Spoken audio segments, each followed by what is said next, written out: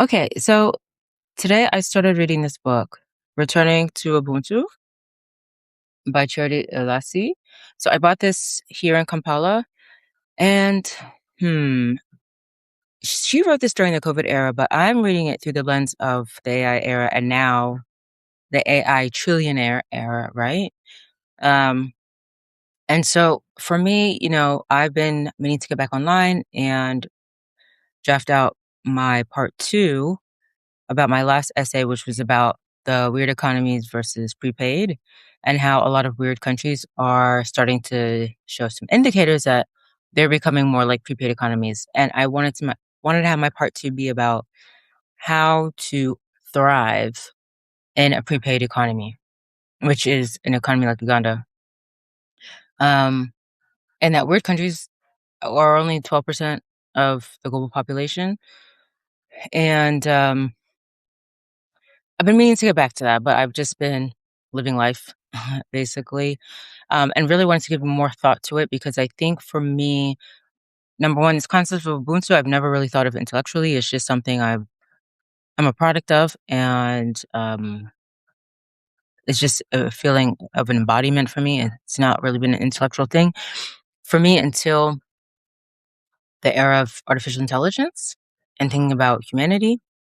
Um, and but even outside of that, even before AI, there were already indicators that a lot of wealthy countries were kind of losing their wealth, basically, right? The thing that kind of made them so wealthy and so advantageous. Those signs were already there, and I know a lot of people want to blame artificial intelligence on like middle class decline in wealthy countries, but that has already been showing itself for a while.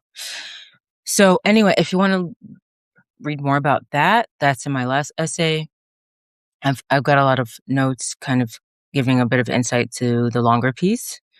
Um, but this book, when I think of not even this book, this concept in general, but she's just done a really good job articulating so far. I've only a chapter of my own. I'm only like a few pages in, but it's for me as a Ugandan, it's a lot of stuff I already knew about anyway.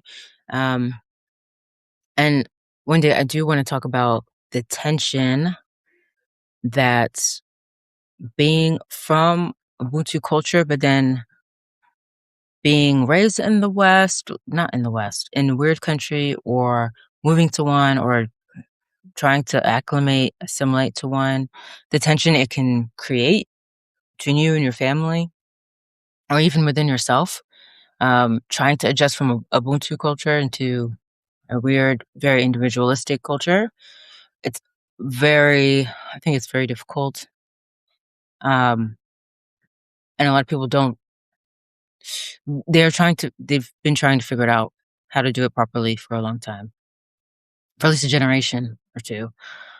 But when I think of how to thrive in a culture that is shifting from weird to prepaid, one of the first things that I think of is the need to have a community.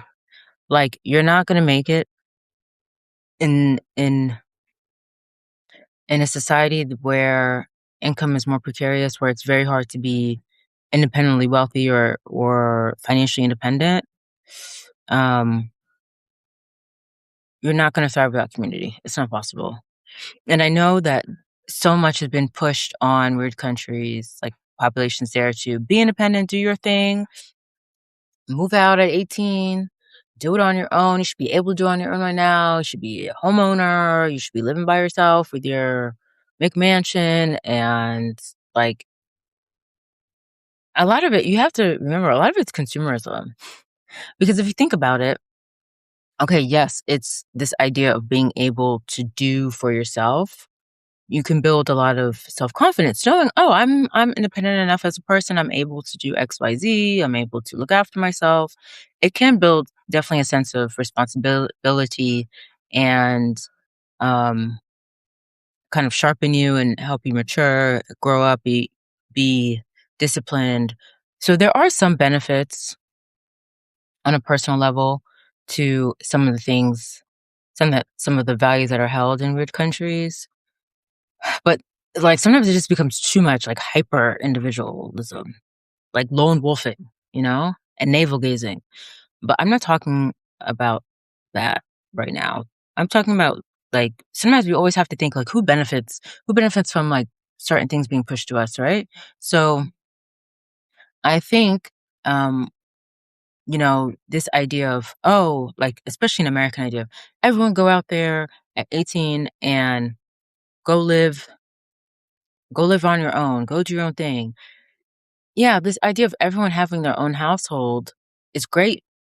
It's great for capitalism, right? And I don't love talking about, like, capitalism, communism, because I'm not anti-money.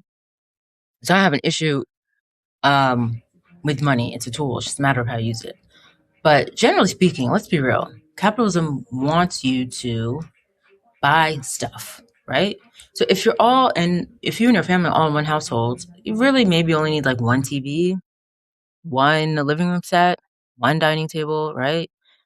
Maybe not everyone needs a car because maybe people are able to um, work out a schedule with like maybe one car where everyone's using one car. But if everyone is pushed to live on their own and do their own thing and be by themselves, and that's more TVs bought, more cars bought, more living room sets bought, more entertainment sets and dining room tables and all that.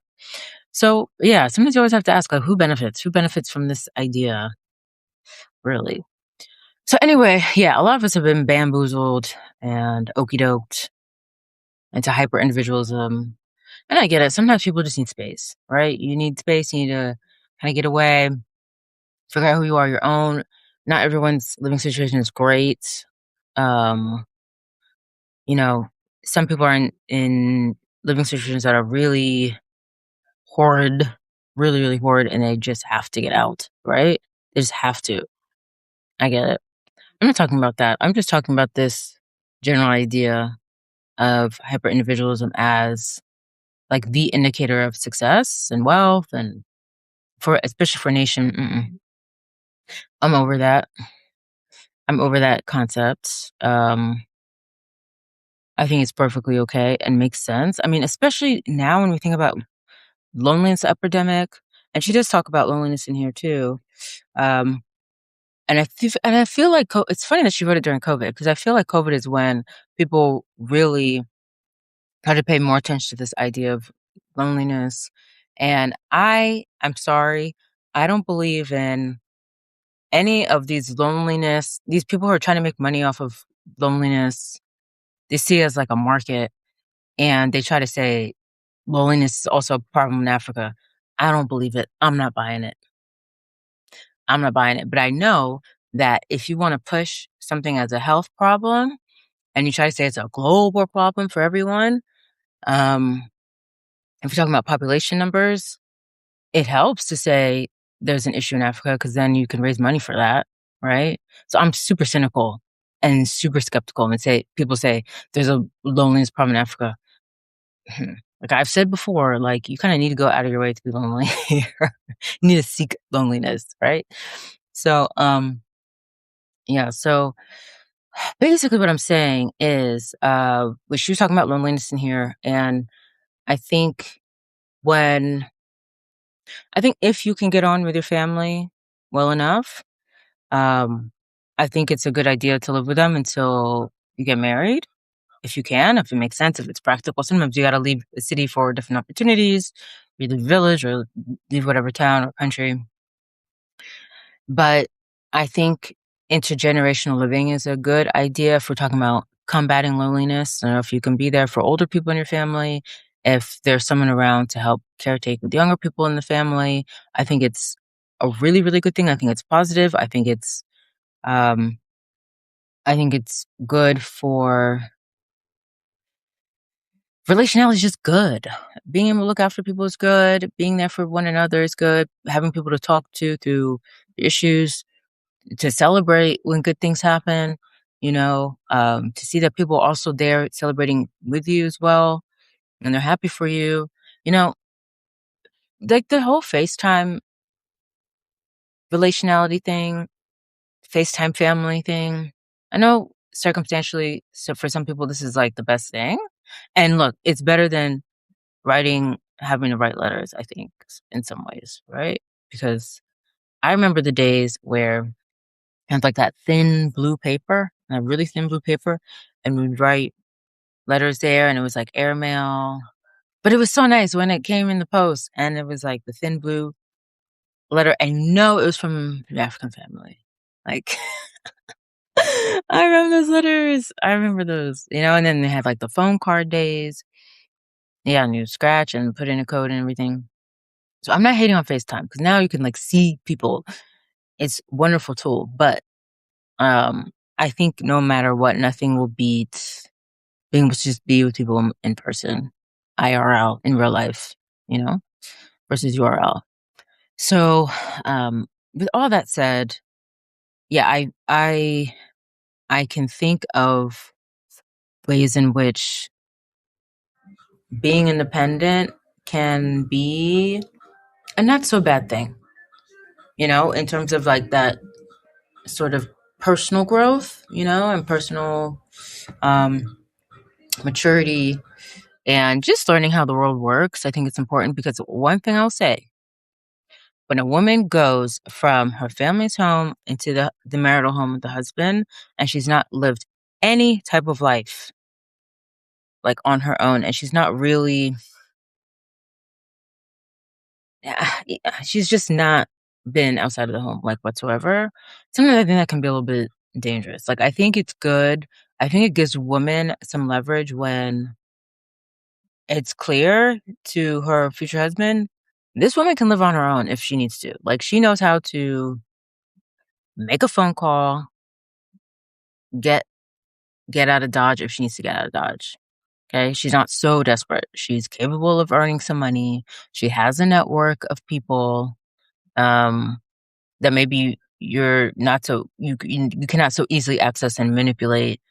But I do think there is something in particular about just having a little bit of time to yourself somehow, some way, before marriage. I think for men and women, not just women, but for women in particular, still, like just like a little bit more for women. I think it's good to just have that self confidence. Like I am capable. God forbid something happens to my family, my network, or whatever. Or I'm just in a pinch. I'm in a bind. I am capable of knowing how to like just do the needful. God forbid, right? So yeah, there are some benefits to what weird countries push in terms of individualism. But my point is this. If you have economies that are changing and they're becoming less predictable in terms of income, right? And this is what we're seeing in the States. And this was happening before AI. But AI is not going to, I don't know, it's not necessarily going to slow it down. But anyway, that remains to be seen. I'm watching it like a hawk, how the economy is going to shape out. But generally speaking, if you can no longer just leave your parents home at 18, make all this money and live in your McMansion by yourself and do whatever you want by yourself, all by yourself, how you want, live your lone wolf life with the excessive hyper-individualism, the excessive navel-gazing, where you're just literally like you've created your own island. If you can't do that anymore, just do like this one job, this one salary, you're gonna need help. You're gonna need your family. You're gonna need your family. Or some community, that you've created for yourself. And that's really what Ubuntu is about. It really is about I am because you are. It's really about generosity. This is a big thing weird countries are not always so good at. Generosity. Some of the most tight-fisted people we'll ever meet are from weird countries. Doesn't matter how much they have, the tight-fistedness is insane. Misers. Do you remember that? Do you all remember that play about the misers? I think it's called The Miser. Ooh, that English play? Yeah. Um, yeah, misers are that must be the root word of miserable, of misery. It has to be. It has to be. Um, but Ubuntu is about generosity, giving, compassion, da da da. All the things that in weird countries where people are super competitive in business, they see it as it makes you weak. But again, I think we're moving into this new paradigm where people are going to need each other. Unless you're looking at the government or you're looking at Elon Musk to break you off something so you can look after yourself. Um, People will have to get back to community at some point, somehow. I think we're being a bit, and our country's going to be a bit forced to do that. I think that's going to be like one of the key things to be able to thrive is really embrace this idea of Ubuntu. And, some people might be thinking, well, isn't that like socialism, communism? Isn't that the same concept, Ensuring that everyone has a bit. Okay, now after living in a socialist country, I mean, I think before I would have said that, but now having really been in a socialist system like France, this is what people who romanticize socialism have to remember. Because I know there are people in America in particular who really look at European countries, European socialism, like, good morning, what's the problem? It's all good. It's working for them. Why can't it work for us? Here's my issue with socialism and communism, despite being pro Ubuntu. Um, well, first off, with socialism, maybe you're thinking, I like socialism, not so much communism is too extreme, but I do like the idea of socialism, like French style or Scandinavian style socialism. The truth is, in these nations in particular, France I can speak of, there'll be socialism, but trust me, there are communists too.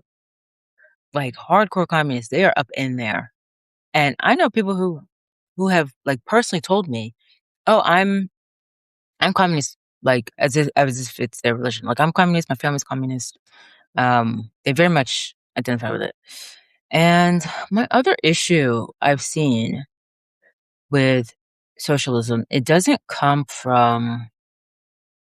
I think it comes a bit from like on its face, it seems like, oh, it's just so caring and loving, and it's like Ubuntu warmth. When you peel back a layer, when you lift the hood and you're in that system, you start to realize some of it is coming from, I feel like, a darker place. Um, some socialism is coming from a darker place, some people's support of it. And it's not about like the spirit of Ubuntu and making sure everyone's okay. It's the spirit of that guy shouldn't have more than me. That person who's making maybe twice as much as I am shouldn't be. He shouldn't have more than like 2,000 euros a month. Who needs more than 2,000 euros a month? That should be going to other people. Um, but it's this idea of like, I don't like rich people. I don't like rich people things. I don't like people having more than me, more money than me. Why should I have to work to have nice things? What? I mean, I've had multiple people tell me, like, oh, yeah, if someone sees a nice car, they could just, if you park your nice car here, and this is in Paris, like Paris proper, like in a arrondissement, not like in the banlieue, not in the suburbs. You could, um, you could park a nice car in a pretty decent arrondissement, and somebody can just scratch it up just because it's nice. Just because it's nice, and you're a rich person, so rich people are evil, and so therefore, just tell with them. They must be evil. I don't like that energy at all.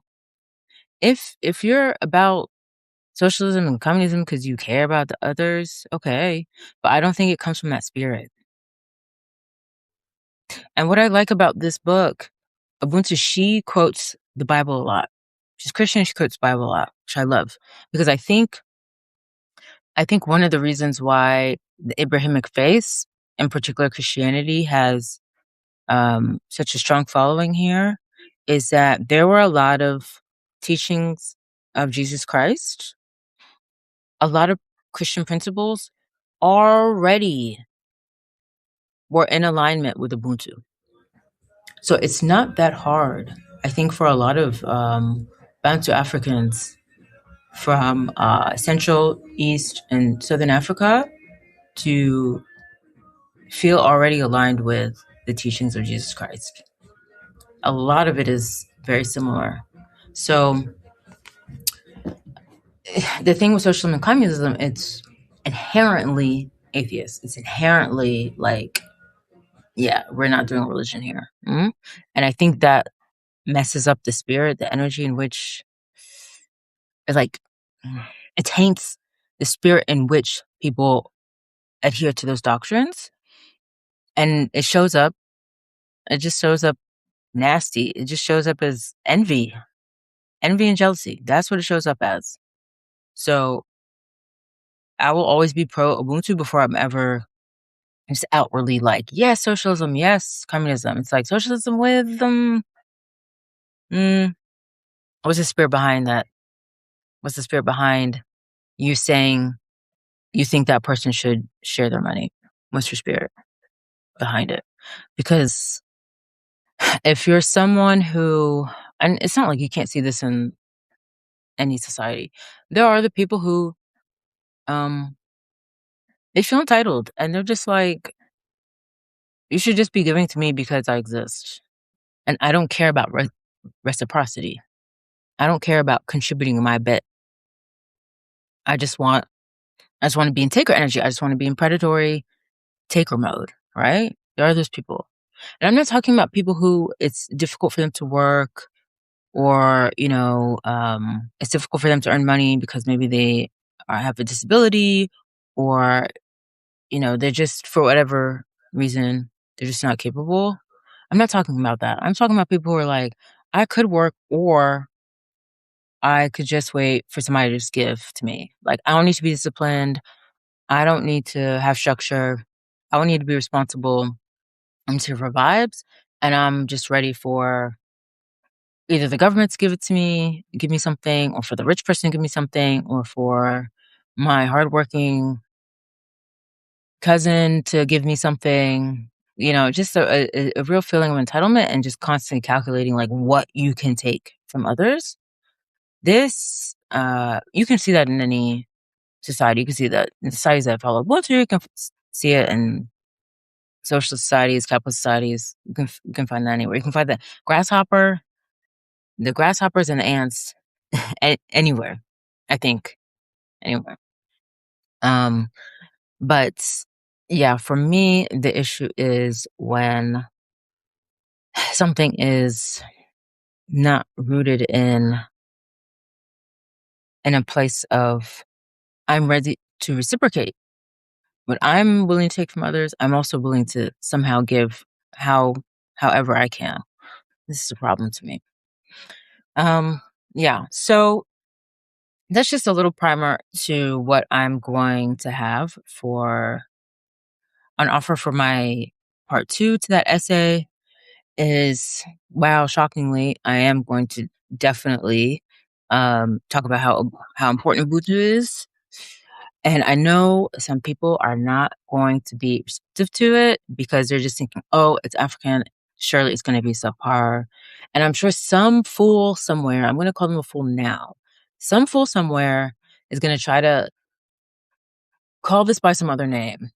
And maybe they already have. Maybe that's what socialism was, But you got to give credit where it's due, you know? And actually, in this book, she's talking more about not wanting Africans to lose our Ubuntu because I think trying to be too modern, too much, trying to follow weird countries too much, I think it has eroded some of our Ubuntu-ness, and this is what she's discussing. So the audience for this book is not even folks in weird countries. It's for her fellow African people, particularly, again, the author is Ugandan. So, yeah, I'm going to go into that. I mean, there's just a lot of rewiring that would have to happen at the mental 'cause it's not just about material. When I talk about thriving in a prepaid economy, it's not it cannot start with, "Oh, just save a bunch of money and make a bunch of smart investments and just start a bunch of side hustles." That's not what I'm talking about at all, really. I think that maybe I can give some practical things advice later, but that to me is like the sub bit. The most important bit is really the mental, spiritual, emotional, um, and just cursory thought is this idea of individualism, this hyper individualism, and the only way you're successful and the only way you're not a burden, the only way that you can consider yourself a mature adult is if you are hyper able to do everything on your own. And I do want to talk about some examples of like how I've had to adjust when I come from, let's say, US and I come here um, to East Africa, how I'm kind of sometimes shocked and surprised when I'll always have a plan for myself, like, "Oh, I can handle it, I can do my thing," and then I always have family who offer to help. And I'm like, "Oh, yeah, I forgot I could ask you all," but we have this idea like, "No, I'm independent, I don't wanna be a burden, da, da, da," right? I don't wanna impose and, but it's an adjustment.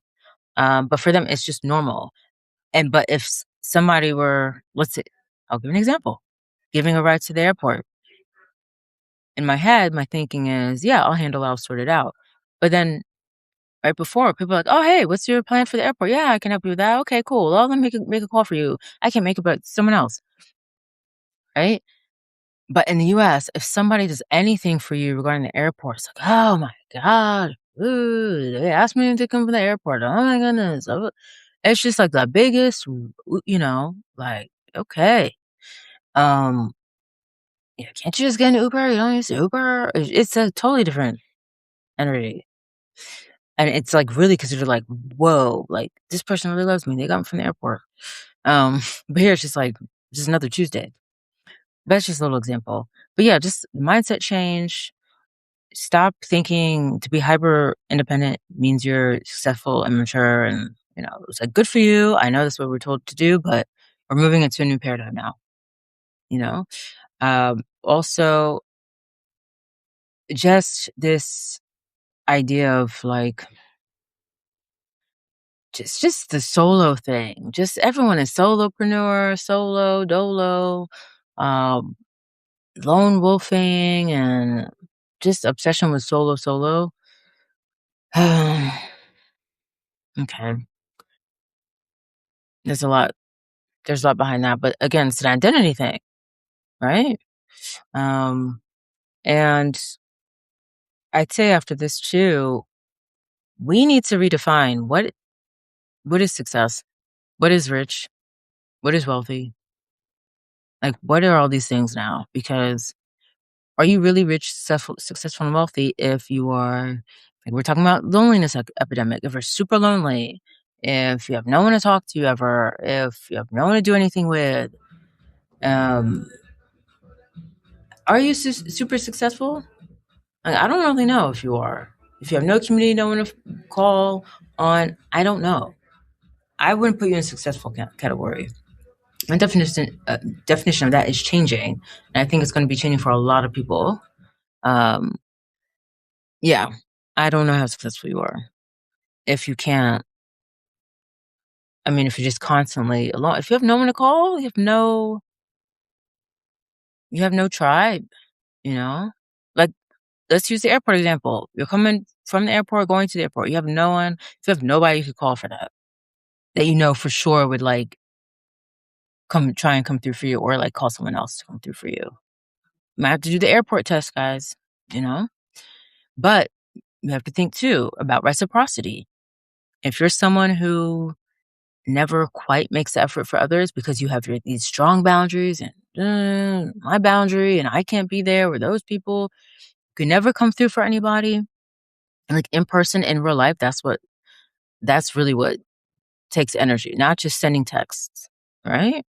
Or sending money, but like really coming through for people, showing up. Because that's really what takes the life force energy is the actual IRL in real life showing up. If you never reciprocate, but then now you need help and you feel like, "Oh, I actually can't call anyone." It might be because of you. It might be because you're not ready to reciprocate. That's a huge part of Ubuntu. So anyway, I'm gonna end that there. But, yeah, look out for that part 2 essay about how to thrive in a prepaid economy in the AI era, right? I think the audience for that is really gonna be folks in rich countries. But, yeah, till then, bye.